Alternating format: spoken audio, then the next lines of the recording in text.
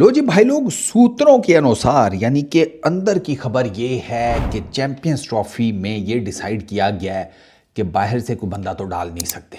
जो 15 हैं उन्हीं में से करना है। तो बाबर आजम को ले आओ नंबर 3 के ऊपर, उस्मान खान से ओपनिंग कराते हैं।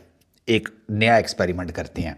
और उस्मान खान से ओपनिंग कराने का मतलब ये है कि सऊद शकील या तैयब ताहिर इनमें से कोई एक बाहर होगा।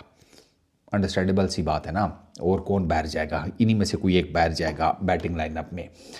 अब उस्मान से जो ओपनिंग कराने का चक्कर है वो इस वजह से है कि लिस्ट ए में उस्मान के अच्छे रन्स हैं। उस्मान ने लिस्ट ए में 12 मैचेस 12 इनिंग्स 3 मरतबा नॉट आउट किया है। 681 यानी कि ऑलमोस्ट 700 के करीब रन्स है। 201 भाई का हाईएस्ट है। 75.6 की बैटिंग एवरेज है। 117 का स्ट्राइक रेट है। 200 मार चुके हैं, 4 50s। ये चैंपियंस वनडे कप बड़ा तगड़ा लगा। प्लस उस्मान की पीएसएल में जितनी तगड़ी किस्म की परफॉर्मेंसेज हैं सारी टॉप ऑर्डर में हैं। अच्छा, उस्मान को T20 इंटरनेशनल्स में जितने भी चांस मिले हैं वो तो कोई ख़ास कन्वर्जन नहीं अच्छी साबित हुए।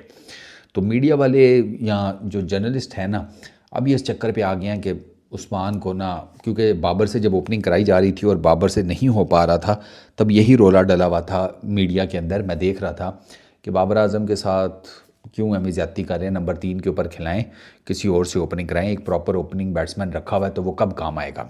उस्मान की बेसिकली बात हो रही थी। अब मैं सुन तो रहा था कि ये तो बात ठीक है कि बाबर आजम के साथ आपने 3 मैचेस में ज़्यादती की है, नंबर 3 के ऊपर उस बेचारे ने साउथ अफ्रीका में थोड़ा बल्ला सीधा करना शुरू किया, इन्होंने पकड़ के उठा के उसकी जगह पट दी। ये बाबर आजम के साथ ये करते हैं ना।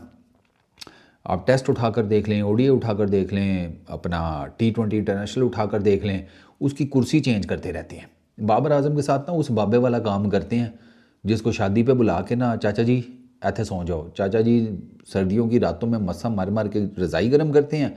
उसके थोड़ी देर बाद, चाचा जी आप ऐसा करें ना, वो मेहमान आ गए हैं, आप परले मंजी पे चले जाएं। चाचा जी उस बिस्तरे में बढ़ जाते हैं।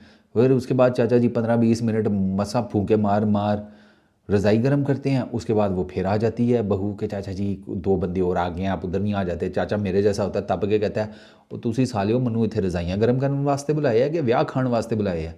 तो वो वाला काम है ना बाबर आजम के साथ हुआ। बट चलो, देर आए दुरुस्त आए। उस्मान की लिस्ट में परफॉर्मेंसेज अच्छी हैं। आई रियली होप कि वो ये जो चैंपियंस ट्रॉफी है इसमें तगड़ी परफॉर्मेंस दे जाए। आपको उस्मान खान वाला जो एक्सपेरिमेंट है ना, वैसे एक बात बताऊं, आपको ना ये ट्राई नेशन सीरीज़ में कर लेना चाहिए था। आपको पता भी है कि आपका ओपनिंग स्लॉट जो है उसकी गड़बड़ है। तो बाबर आजम यहाँ तो होता ना बड़ा कोई जिसे कहते हैं नेक्स्ट लेवल फॉर्म में, तो उसके साथ एक्सपेरिमेंट करने की गुंजाइश भी थी। उस बेचारे के अपने लेसन लगे पड़े हुए हैं फॉर्म के, ऊपर से आप उसका नंबर चेंज कर देते हैं। तो ये तो फिर उसके साथ डबल जाती है। एक वो पहले परफॉर्म नहीं कर पा रहा, ऊपर से आप उसका नंबर नहीं एक टिकने दे रहे। तो उसको नंबर 3 के ऊपर ही रखें जहाँ पर उसकी 50-60 की बैटिंग एवरेज है, जहाँ पर उसने सबसे ज़्यादा 100 से ज़्यादा मैचेस में बैटिंग की हुई है। उसको उधर ही रखो ना। उसको वो उसका छोटे की कच्छे वाला हिसाब है, कभी तार पे से उठाकर उधर सूखने के लिए डाल दिया, कभी वहाँ से उठा के परली तरफ सूखने के लिए डाल दिया, जिधर धूप वहाँ पे कच्चा सूख रहा है भाईजान। तो ये तो गलत बात है बाबर आजम के साथ। बट उस्मान के लिए आई रियली होप कि वो यार कर जाए। T20s में वो इतना अच्छा नहीं कर सका, बट ओडीआई क्रिकेट है, डेब्यू करेगा। वो अगर न्यूजीलैंड के अगेंस्ट मैच में उसको उतारते हैं तो वो डेब्यू करेगा पायन। और लेट्स होप कि यार उसका डेब्यू जो है वो तगड़ा जाए। उसने टॉप ऑर्डर में परफॉर्मेंसेस दी हुई हैं, इन्हीं विकटों के ऊपर दी हुई हैं। मज़ेदार बात ये है पीएसएल इन्हीं विकटों के ऊपर होता है ना। पीएसएल कौन सा, फिजी के जज़ायर पर जाकर हम खेलते हैं, इन्हीं विकटों के ऊपर होता है। तो इन विकटों की उसको जान पहचान है, बाउंस शाउंस का आइडिया है, गेंद की जो लश्कारे मशकारे होते हैं, हिलना जुलना डोलना डालना, वो सब उसको पता है। तो आई रियली होप कि उस्मान जो है वो काउंटर कर जाए बॉलिंग लाइनअप्स को, स्पेशली तेज़ गेंदबाजों को। और उस्मान को बड़ा सिंपल सा मेरा मशवरा है, सरकार आपने you have to make sure कि आप ना ज़रा एरियल कम जाना। आपका मैंने देखा आपको ना एरियल मारने का बड़ा शौक है, तो एरियल कम रखना, डाउन द ग्राउंड शॉटें लग सकती हैं। और अगर आपको बहुत ही है ना एरियल, तो फिर गेंद बहुत चेक करके मारना, कि इतना पक्का शॉट ज़रूर मारना कि ये जो 30 यार्ड का सर्कल है ना ये टप जाए, क्योंकि फिर आपके एटलीस्ट पावर प्ले में बचने के चांसेस हैं। अब चक्कर मैं ये बैठा सोच रहा था, मैं कहा यार दोनों ही एक जिसे कहते हैं दाबड़दूस किस्म के ओपनर आपने उतारे हैं। उस्मान भी कुल्हाड़ा टाइप का है और फ़खर जमान वो तो मैं हमेशा कहता हूँ कि वो तो यूनिडायरेक्शनल है ना, क्या करना है, मारना है, कब मारना है, कैसे मारना है, किसको मारना है, वो मारना है, वो इस हिसाब से चलता है। तो अल्लाह खैर ही करे।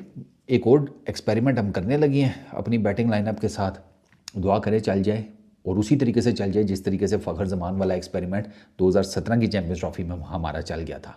वरना हमारे पास उस टाइम पे, वो जैसे कहते हैं ना, one of the greatest opening batters in the history of history भी छोड़ो, बढ़ गई पाकिस्तान क्रिकेट की history, in the history of cricket, 150 साल की तारीख में क्रिकेट की इतना बड़ा ओपनिंग बैट्समैन नहीं आया जो उस टाइम हमारे पास ओपनिंग बैट्समैन थे। अहमद शहजाद भाई की बात कर रहा हूँ। वो तो वो बस उनसे ना, पता नहीं उनकी नाड़ पे नाड़ चढ़ गई थी कि क्या हुआ था, वो कोई थोड़ा सा ना मसले मसाइल का शिकार हो गए, तो उनसे रन्स उस तरीके से निकले नहीं, तो फ़खर ज़मान की लॉटरी लग गई थी, तो फ़खर ज़मान ने आके परफॉर्म कर दिया। उसके बाद से फिर अहमद भाई के रूट से गए क्रिकेट से। बट खैर चलो, लेट्स होप उस्मान जो है वो आकर परफॉर्म कर दे, मेरी यही दुआ है। इस वीडियो में इतनी, अपना बहुत ख्याल रखना, नेक्स्ट वीडियो में मुलाकात होगी।